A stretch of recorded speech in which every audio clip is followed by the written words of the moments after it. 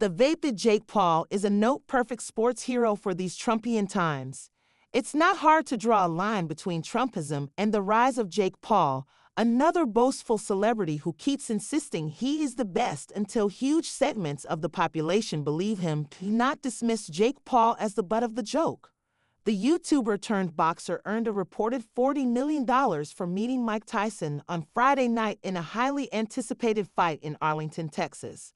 More than 60 million households worldwide tuned in to watch the mismatch between 58-year-old Tyson and the 27-year-old Paul, according to Netflix. The fight went the full 8-round distance, but from the opening minutes it was evident Tyson would lose. His legs clung to the canvas while he bit his glove like a child dependent on a thumb, even as Paul's hands frequently dropped to his waist. Paul did not win the bout because he is a great boxer. He won because Tyson was far too old. This narrative may sound eerily familiar. Donald Trump did not win the presidency because he was an infallible candidate. He won because Biden was too old to run again, and Biden, much like Tyson, didn't realize his predicament until it was far too late. Like Paul, Trump has long been a punchline. Until he pivoted to his current career, the reality TV star was underestimated due to his cringy persona. But as Americans have learned over the last decade, when Trump says he will do something, he will genuinely try to do it. And as the most recent election results have proven, he may very well succeed. The boastful celebrity who keeps saying he is the best until large segments of the population believe him is a rhetorical strategy not so different than what's been attempted by Paul during his own pivot from influencer to professional boxer.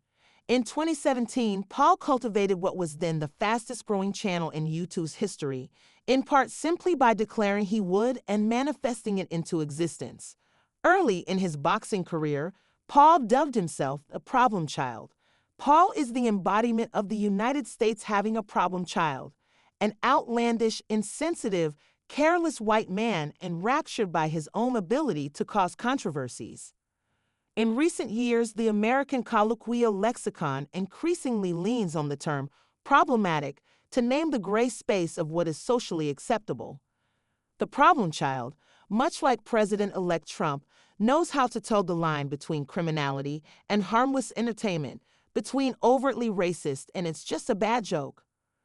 The rhetorical parallels between Trump and Paul have become an explicit allegiance. Days before the election, Paul released an 18-minute video endorsing Trump. Paul likened Trump's felony convictions to the Founding Fathers' struggle for independence against the British. So it is no surprise that 2 weeks later, the crowd at the Tyson-Paul fight in Arlington looked very much like a MAGA rally. After the fight, the journalist Maria Mosley noted, "The number of Trump hats that I have seen tonight is absolutely crazy." With tens of millions of households watching, Paul said in his victory speech, "This night is not about me, man.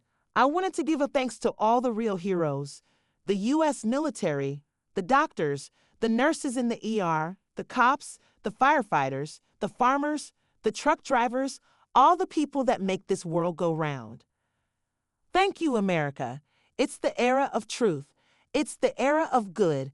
There's a shift in the world and good is rising. The truth is rising. It is just an honor to be part of America. It feels like we're back, baby."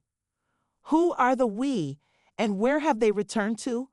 Are the we men who have been accused of sexual misconduct? Trump, Tyson, and Paul have all been either indicted, incriminated, or accused of sexual assault. Or, more generally, are the we those who endorse Trump's elusive strand of white supremacy and sexism? Have they returned back into the spotlight, back in power? The underwhelming sparring session between Paul and Tyson was backlit by an increasingly mainstream agenda of ushering conservatism into popular culture. Trump's rhetoric has proven durable in the last 10 years. Many Republican politicians adopted his manner of speaking, but now the same is occurring beyond the realm of politics. Trumpian showmanship is becoming translatable to other spheres of influence like sports. What Paul attempts and what Trump maintains is the pretense of authenticity despite mockery or dismissal.